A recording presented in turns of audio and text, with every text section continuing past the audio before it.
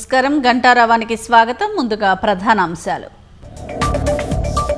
కేంద్రం సీజేపీ మధ్య నేడు మరోసారి చర్చలు. ధర్మేంద్ర ప్రధాన్ రాజీనామాపై స్పష్టత వచ్చే అవకాశం.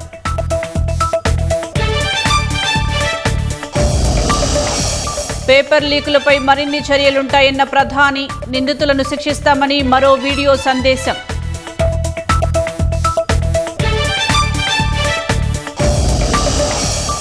దీక్ష విరమణ విషయంలో ఆరోపణలపై వాంగ్చుక్ ఆవేదన. విమర్శకులను చూసి దేశం సిగ్గుపడుతోందని ఆగ్రహం.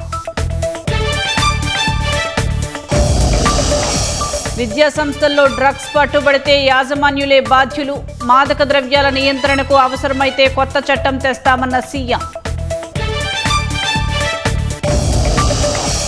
రాష్ట్రంపై అతి తీవ్రంగా ఉండనున్న ఎల్ నినో ప్రభావం వచ్చే ఏడాది మార్చి వరకు ఉండొచ్చని అంచనాలు.